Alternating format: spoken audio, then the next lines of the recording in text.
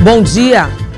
Continua a Operação Cidade Limpa e donos de bares retiram toldos da Avenida Litorânea. Em Passo do Lumiar, moradores denunciam falta de estrutura em ruas e avenidas. No estúdio, uma entrevista sobre o PAC Cidades Históricas. E mais pelo Campeonato Maranhense, Sampaio e Expressinho empatam no Castelão. Hoje é 26 de março de 2015 e o Bom Dia Maranhão já está no ar.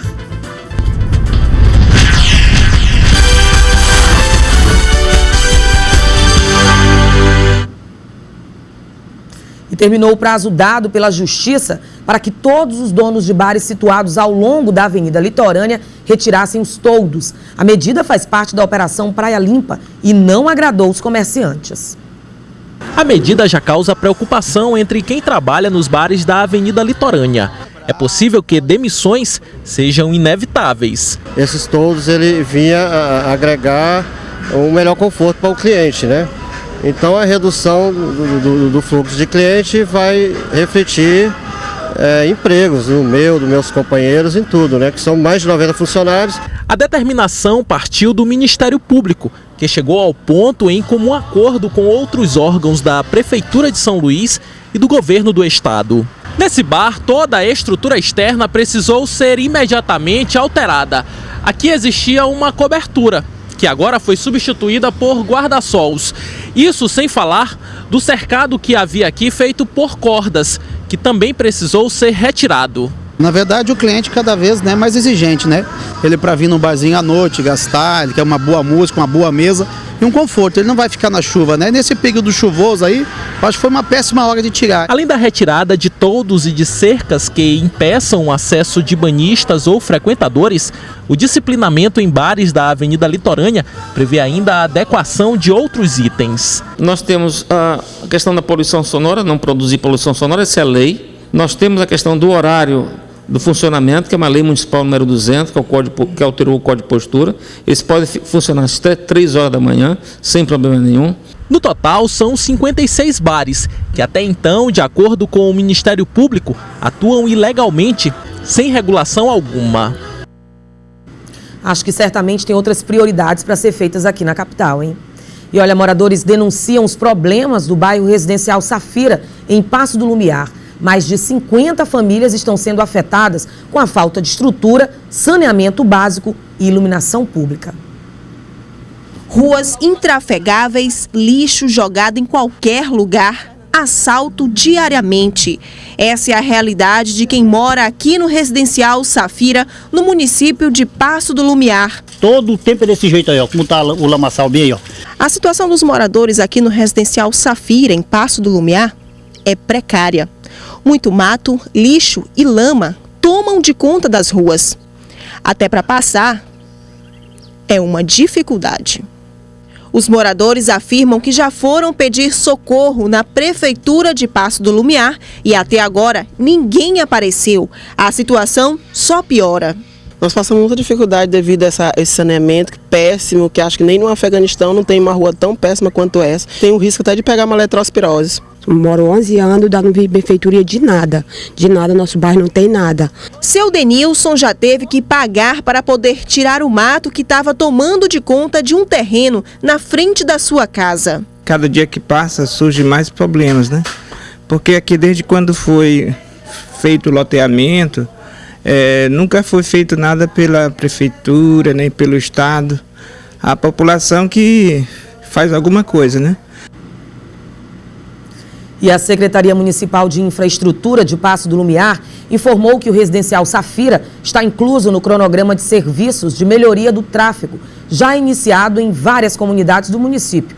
Sobre a iluminação pública, a Sinfra informa ainda que também já iniciou os serviços de troca de lâmpadas e restabelecimento de energia nos pontos escuros. A comunidade pode e deve solicitar os serviços de iluminação através do telefone 3016 2586, 3016 2586.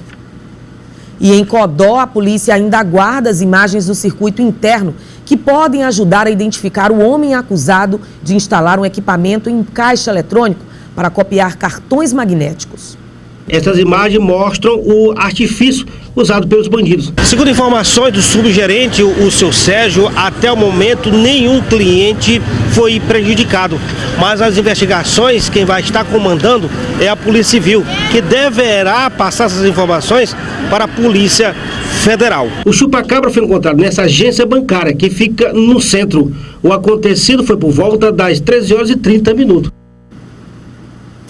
E a seguir, no estúdio, uma entrevista sobre o PAC Cidades Históricas. Agora são 7h38. O Bom Dia Maranhão volta já.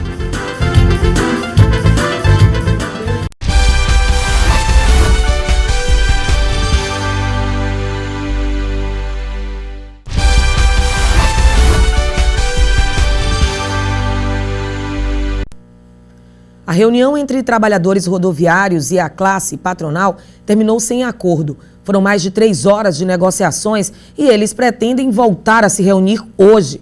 Não foi divulgado um percentual de reajuste exigido pelos rodoviários, que chegaram a ameaçar uma paralisação dos ônibus, mas o movimento foi suspenso. E na região tocantina, os vigilantes continuam insatisfeitos. A categoria alega que só recebeu os salários referentes aos meses de novembro e dezembro do ano passado. E nem o 13º salário, acreditem, foi pago. No prédio da CAEMA, a guarita está ocupada por outro funcionário da empresa. Já na delegacia, alguns voltaram ao trabalho. Os vigilantes dos 2 locais têm uma reclamação em comum: os salários. Os vigilantes estão paralisados desde fevereiro deste ano. Ao todo, cerca de 20 funcionários estão sendo prejudicados com o atraso dos salários. Para garantir que os funcionários recebam o restante do pagamento a que têm direito, foi preciso que o sindicato da categoria entrasse com uma ação cautelar na Justiça. E essa cautelar foi deferida, né? O juiz deu procedência e estamos simplesmente aguardando para que o Estado venha depositar em juízo. Esse dinheiro que está sendo bloqueado vai ser repassado para cada funcionário. E agora a economia, a Bovespa teve alta de 0,68% aos 51.858 pontos.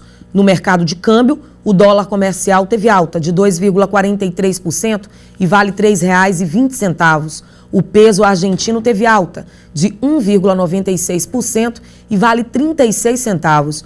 O euro também teve alta de 3,7%, cotado a R$ 3,53.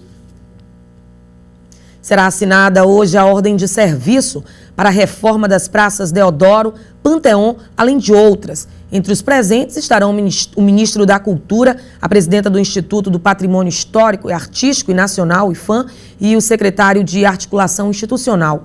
Sobre o assunto, eu converso agora com o diretor nacional do PAC Cidades Históricas, do IFAM, Robson Almeida. Robson, bom dia. Seja muito bem-vindo ao Bom Dia Maranhão. Então, hoje será assinada essa ordem de serviço que compreende aí 44 obras somente na capital, é isso? Exatamente. Bom dia a todos. O PAC Cidades Históricas vai atuar na cidade de São Luís, dentre outras 44 cidades que ele vai atuar no país. Nós temos previsto aqui 44 obras e hoje a gente faz entrega das 2 primeiras e assina a ordem de serviço da Rua Grande e as praças nas adjacências. Você está falando que vão ser entregues hoje 2 obras. Que obras são essas? E a importância dessas 2 obras para a população aqui da capital?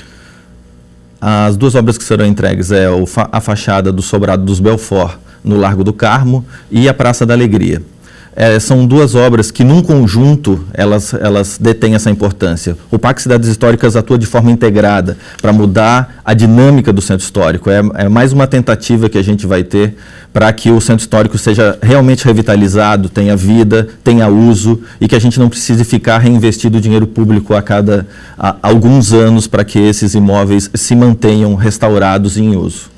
Tem um outro projeto também interessante, que é com relação à requalificação urbana ali da principal rua do comércio, né, que é a Rua Grande. Como é que vai se dar essa logística? Como é que isso vai funcionar, Robson? O projeto, hoje vai ser dada a ordem de serviço, foi uma contratação integrada, onde a logística vai ser definida até o meio do ano. A obra está contratada de forma completa.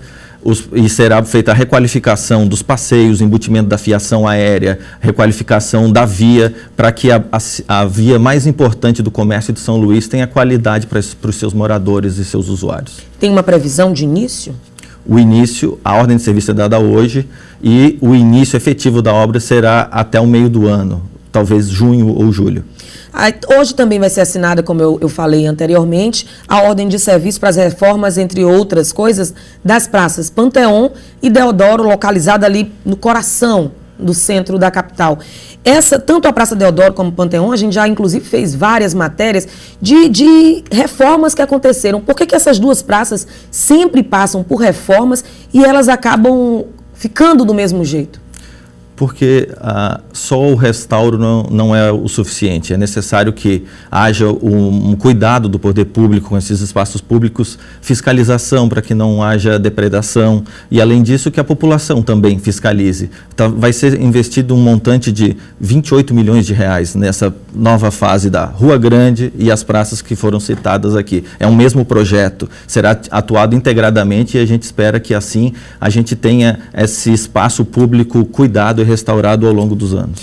Essas reformas, então, que aconteceram anteriormente nas praças do Panteão e na Praça Deodoro, não foram propriamente ditas reformas, foram apenas revitalizações, porque a gente lembra que, inclusive, elas ficaram durante muito tempo sem utilização, sem as pessoas poderem trafegar, passar por ali. Agora essa reforma é diferente?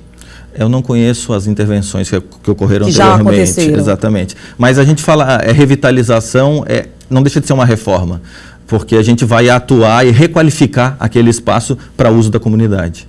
O que tu poderias dizer assim para os telespectadores que vai assim de imediato, lógico, quando as obras iniciarem, que vai ser modificado ou que vai acontecer tanto ali na Praça Deodoro como na Praça do Panteão?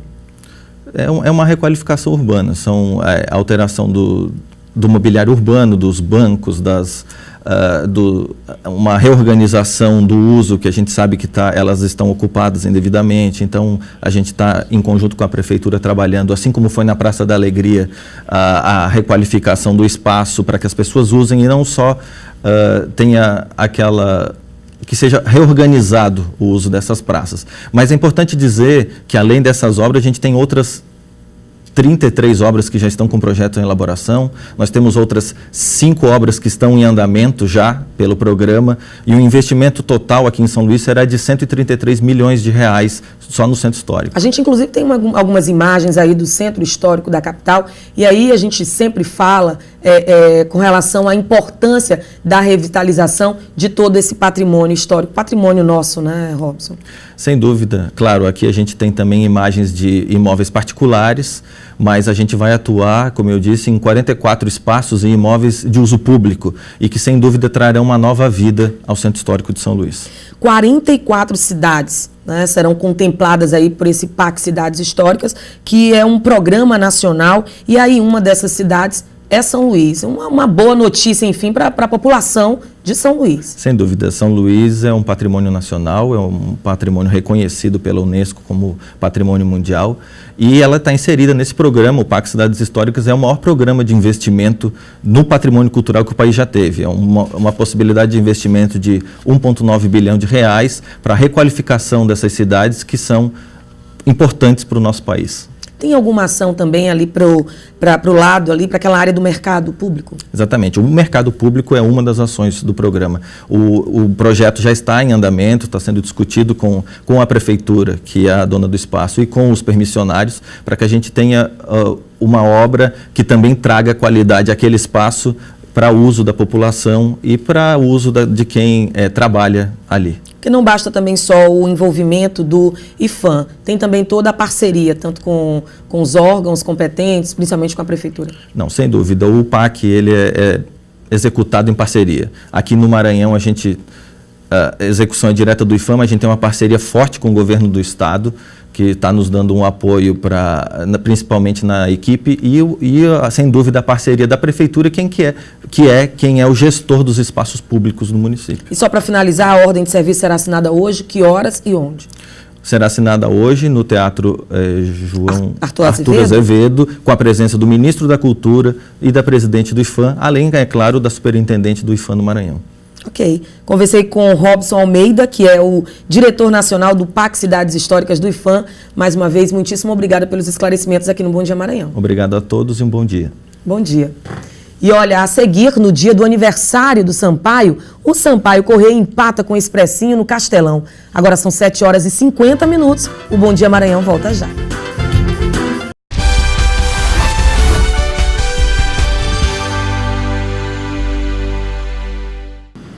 E em Imperatriz é grande a reclamação por conta do atraso na conclusão na pista, onde acontecem as provas práticas para quem precisa tirar a habilitação para a moto. A pista está com a tintura desgastada, o que prejudica a visibilidade. O sonorizador, que é feito de cimento, praticamente não existe mais. E quando chove, as aulas precisam ser suspensas, pois não há cobertura no local, além de muitos buracos que não ajudam na hora de treinar. A pista é irregular, ela tem um aclive, entendeu? Se tivesse uma pista melhor, com certeza o índice será menor de reprovação. Quem tira a primeira carteira de habilitação tem que passar por todo um processo avaliativo, principalmente prático. E é justamente nesta pista onde acontecem os treinos. E de acordo com os alunos, a estrutura da pista mais atrapalha do que ajuda. A pessoa já chega aqui nervoso porque vai fazer uma prova, depende disso para tirar a habilitação.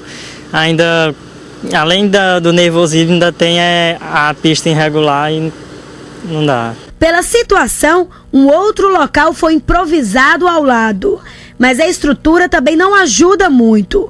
Os cones, por exemplo, aqui, são substituídos por pedras. A gente mesmo é que improvisa, faz ela. Nada vem do Estado, tudo é feito pelos instrutores. O novo local da prova prática de moto era para ter sido inaugurado no dia 20 de janeiro. E após 2 meses de atraso, as obras continuam em passos lentos. Na área, apenas 2 trabalhadores. O mato alto é resultado da lentidão da obra.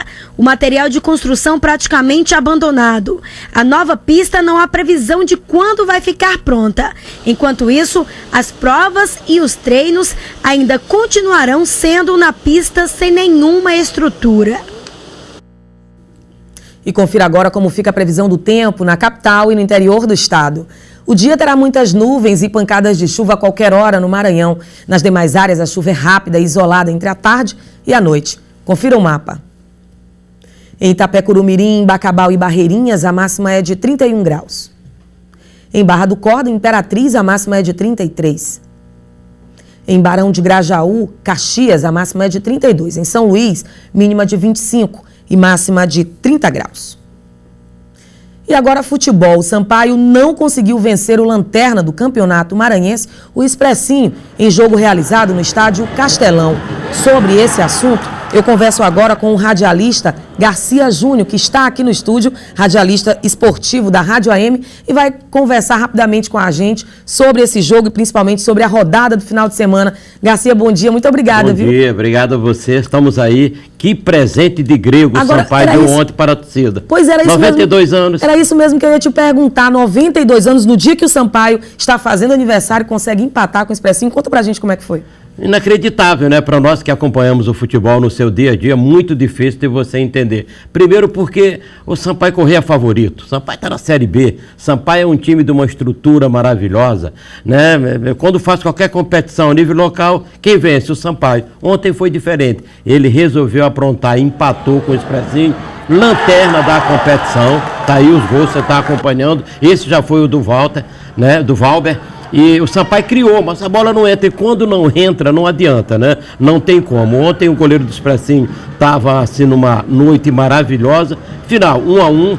Sei o que vai acontecer. O Sampaio empatou no domingo passado. Foi a Barra do Corda, empatou em 3-3. A defesa vem tomando muitos gols. Sampaio eliminado da Copa do Nordeste.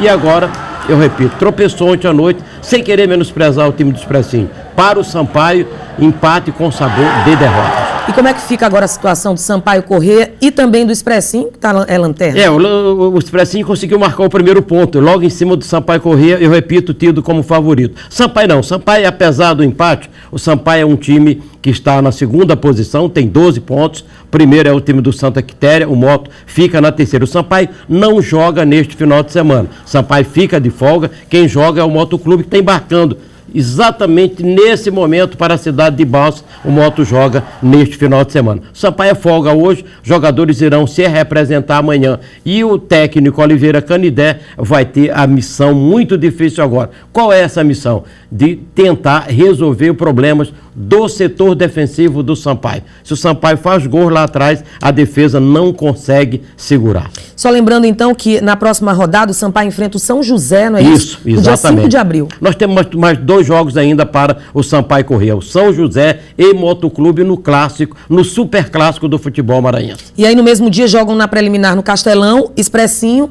e Araioses. O Expressinho também ainda tem esse jogo para fazer aqui dentro de casa. Nós ainda vamos ter 2 rodadas para poder chegar à final, nessa primeira fase classificatória. E por falar em rodada, como é que fica a rodada do campeonato nesse final de semana? Só o Moto vai jogar fora, né? O Sampaio não joga, porque aqui nós vamos ter, no próximo domingo, o jogo da seleção brasileira, a pré-olímpica, né? Pré-olímpica da seleção brasileira, joga contra a seleção mexicana. Seleção mexicana que chega hoje, daqui a pouquinho, em São Luís do Maranhão. Jogo bom, com alguns jogadores de qualidade, vem o Lucas, vem muita gente boa aí, apesar de ser uma pré-olímpica. O Neymar não vem, não vem. O Neymar não vem, mas vem muita gente boa. É um grande aperitivo, o torcedor maranhense com certeza vai prestigiar esse jogo.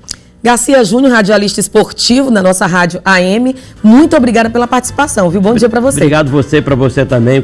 Quando quiser, estamos à disposição. Ok, bom dia. Obrigado. O Bom Dia Maranhão termina agora. Até amanhã.